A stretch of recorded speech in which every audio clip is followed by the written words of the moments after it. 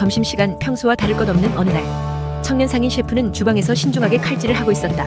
그의 표정은 마치 세계적인 요리 대회에 나가는 듯 엄숙했다. 그때 주방 밖에서 요란한 소리가 들려왔다.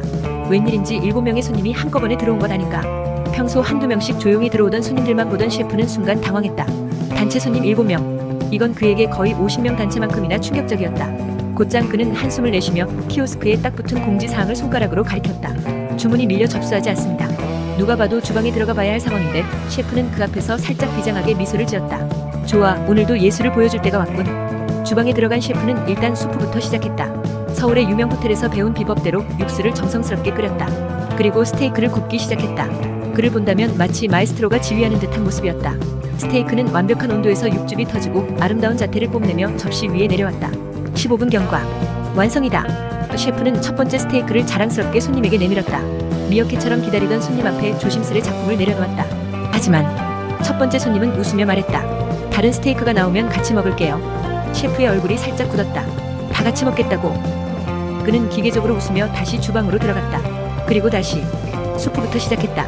또 15분 경과. 두 번째 스테이크가 완성되었다. 미리 주문한 손님은 스테이크를 먹지 않고 그대로 있었다. 그러나 다른 손님들이 슬슬 눈치를 보기 시작한다. 왜 이렇게 안 나오는 거지? 지금까지 한 명밖에 안 나왔어? 셰프는 구슬땀을 흘리며 주방에서 나왔다. 첫 번째 스테이크는 이미 테이블 위에서 식어가고 있었다. 하지만 그의 예술적 자존심은 흔들리지 않았다. 미식은 기다림에서 완성된다. 그러나 미어캣처럼 기다리던 손님들 사이에서 수군거림이 점점 커지기 시작했다. 총 1시간 경과. 마침내 5개의 스테이크가 모두 나왔다. 그러나 이미 손님들 중 2명은 떠나버렸다. 남은 사람들도 더 이상 기대하지 않는 듯 핸드폰을 만지작거리고 있었다. 이건 그저 그런 식은 스테이크일 뿐이야. 다시는 여기 오지 말자. 셰프는 여전히 자신만만했다. 손님들은 그의 예술을 이해하지 못하는 수준 낮은 사람들이었으니까. 저들은 내 요리를 이해할 준비가 안 됐어. 그 순간 멘토였던 단장이 주방을 찾아왔다. 주방 상황을 쭉 살펴본 그는 한숨을 쉬며 말했다. 스테이크가 나오는데 15분씩 걸려선 장사 안 돼요. 기성품 수프를 쓰는 게 나을 겁니다. 그럼 훨씬 빨라지고 손님들도 더 만족할 거예요. 셰프는 단장의 말을 수첩에 열심히 적었다. 그의 수첩엔 이미 이런 피드백이 가득했다. 느리다, 식어서 맛이 없다, 점심시간에 주문이 밀려서 안 받는다. 그리고 그 밑에는 개선이라는 커다란 별표가 그려져 있었다. 며칠 후 단장은 다시 스테이크 하우스를 찾았다. 그런데 여전히 키오스크에는 주문이 밀려 접수하지 않습니다라는 안내문이 붙어 있었다. 그리고 주방 안에는 여전히 셰프가 자신의 수프를 만들고 있었다.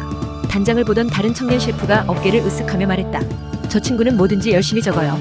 근데 적는 게 다 무슨 소용인가 싶죠. 여전히 똑같거든요. 단장은 그 말을 듣고 주방을 향해 고개를 돌렸다.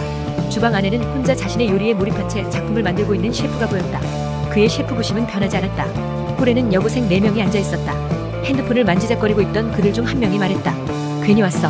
너무 늦어. 다음에 오지 말자. 아무도 말은 안 했지만 카톡방에선 이미 그 메시지가 오갔으리라.